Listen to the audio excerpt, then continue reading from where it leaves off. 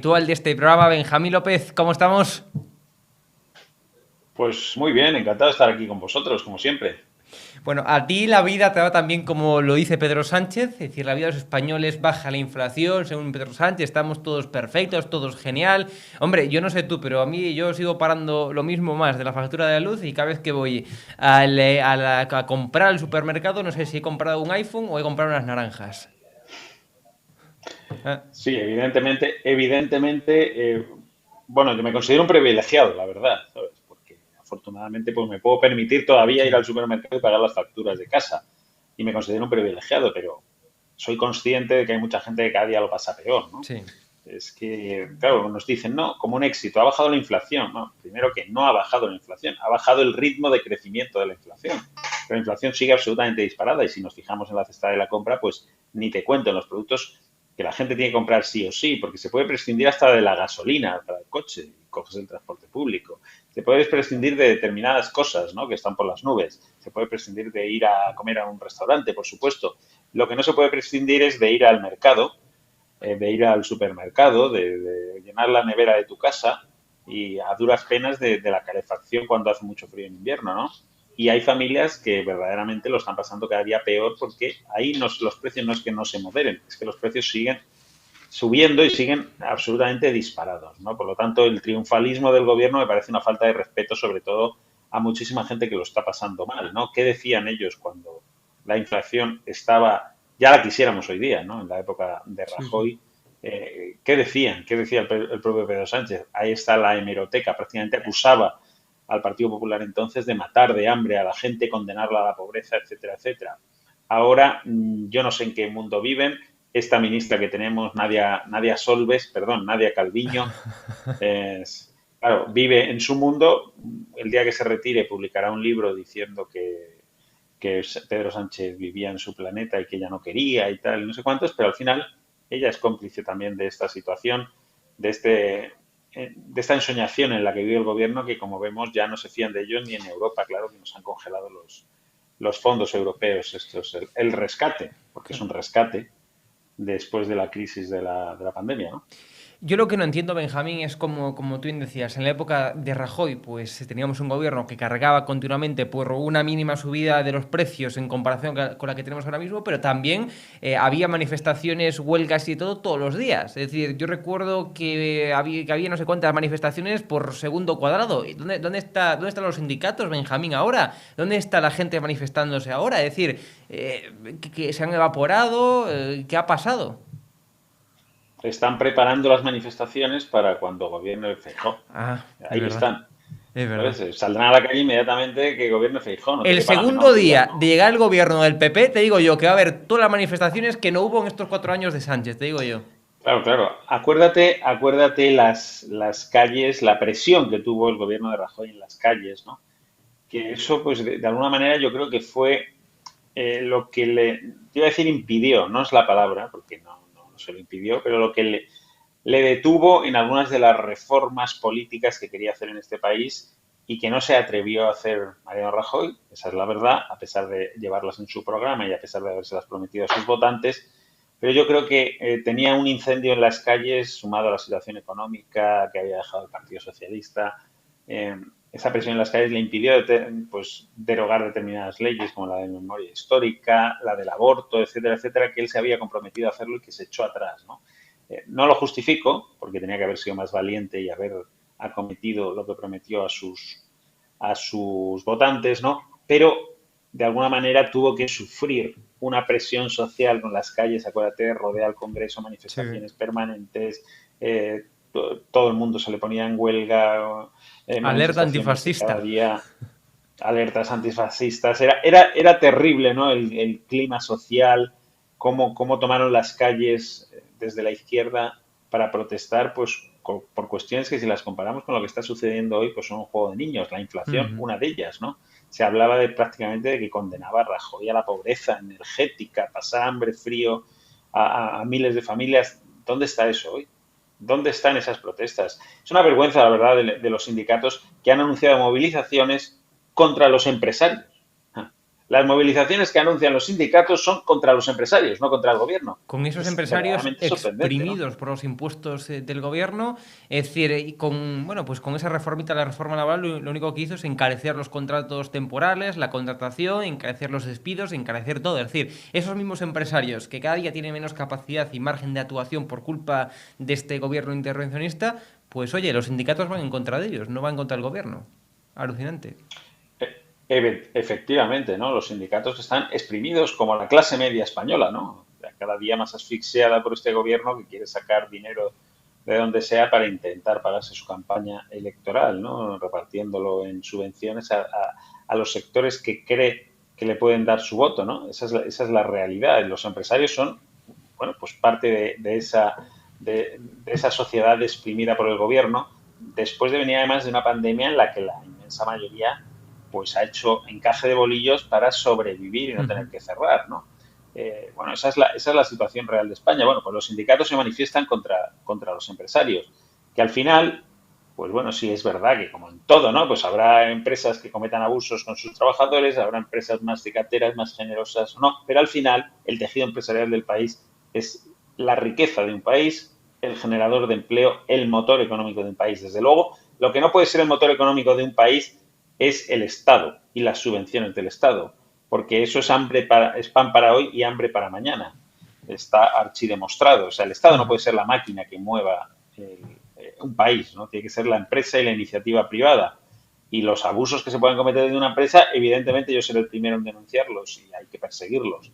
Pero no se puede demonizar a toda la clase empresarial al revés. Yo creo que hay que elogiarla porque es gente, en su mayoría, porque además es un país de pequeñas y medianas empresas, sobre todo de pequeñas empresas e incluso microempresas, que es gente que todos los días, pues eso, levanta la persiana de su comercio, es una empresa, es que perdemos de vista, ¿no? De que un bar es una empresa que tiene unos empleados, unos camareros, una peluquería, hay muchísimas microempresas, un taller, son todo empresarios que están creando empleo con muchísimo esfuerzo, que se están jugando su dinero, su capital, que no tienen vacaciones porque todo lo que sea vacaciones es a costa de su propio bolsillo, etcétera, etcétera.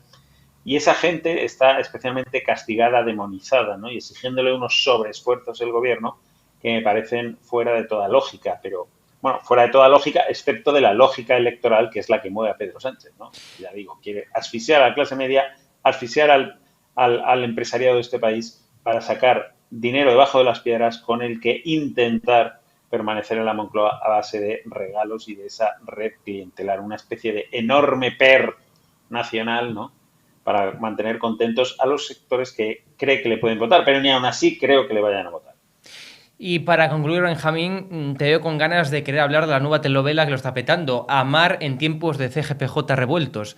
Eh, ¿por dónde empezamos? Porque esto se ha convertido ya en una telenovela. Está la parte de que Pedro Sánchez, de que el PSOE, bueno, pues lleva desde el año 85, desde que se cargó esa ley del Poder Judicial, por tanto, politizando el Poder Judicial, pues desde entonces no quiere despolitizarlo. O sea, quien está bloqueando realmente la despolitización, tal y como no solamente exige el Alberto Núñez Feijóo, el Partido Popular, sino que también en la Unión Europea. Es decir, despolitizar la justicia, algo básico y fundamental en cualquier Estado democrático.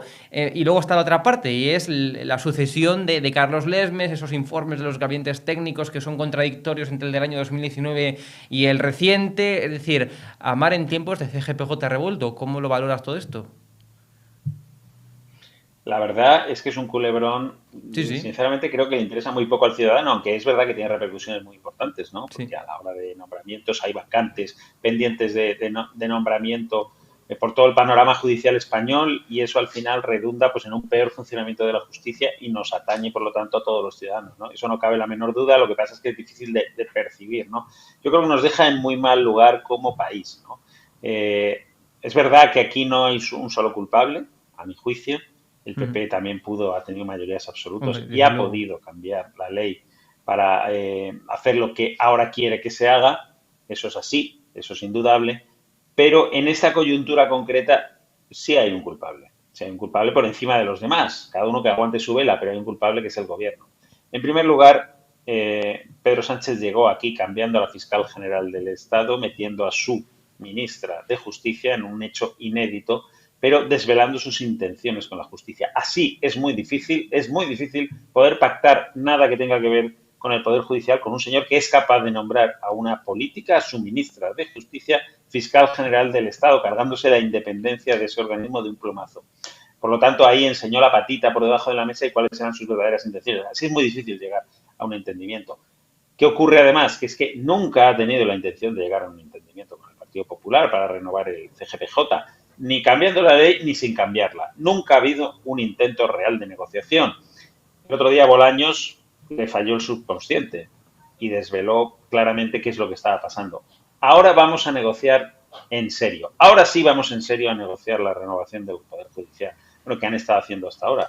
Pues que es verdad, no ha existido negociación ninguna. Era un trágala pretendiendo hacernos creer que es que el Partido Popular se negaba a renovar, se negaba a negociar. No, es que el Partido Popular se negaba a aceptar el trágala que le planteaba encima de la mesa Pedro Sánchez, ¿no? Que quiere absolutamente dominar la justicia, porque al final, si te fijas, digamos, los únicos disgustos que se ha llevado Pedro Sánchez a lo largo de esta legislatura han venido por manos de la justicia.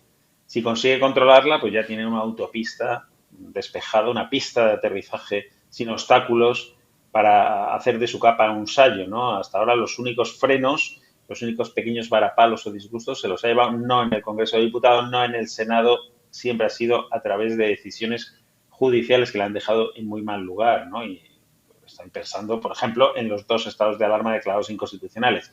Sí que es verdad que sin repercusión, diríamos, práctica, pero sí dejando al gobierno en muy mala situación, ¿no? Por lo tanto, yo creo que es una vergüenza ahora mismo, nos deja a los pies de los caballos frente a Europa, pero es fruto del talante de Pedro Sánchez y su poco respeto a las instituciones de este país, a la monarquía, que antes hablabais, a la justicia, por supuesto, y ya vemos que es un personaje capaz de hacer cualquier cosa para llegar a la Moncloa y también capaz de hacer cualquier cosa para mantenerse. Yo espero que Rajoy, primero, no se fíe en absoluto de Pedro Sánchez, Feijóo, de ninguna promesa. El subconsciente. Rajoy he dicho, ¿no? Sí, el subconsciente. Me ha fallado el subconsciente. 2 gallegos. Bueno, pues que Feijóo no se fíe para nada de Pedro Sánchez. Lo que dependa de la palabra dada es papel mojado, no vale absolutamente para nada. Es un tema absolutamente clave. No se le puede regalar a Sánchez el control de la justicia en España y tiene que andar con pies de plomo. Y un último apunte, si me permites, Hugo, sobre este asunto. Aquí siempre se fija uno mucho en los políticos. Cuando decía que todo el mundo tiene su parte de culpa, yo también he hecho parte de culpa al propio Poder Judicial.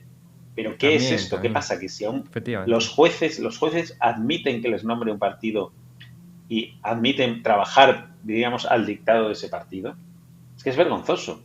Es que, vamos a ver, esos jueces que, si dan por supuesto que los jueces nombrados por el partido van a ser parciales, pierden su imparcialidad, son los primeros que están corrompidos.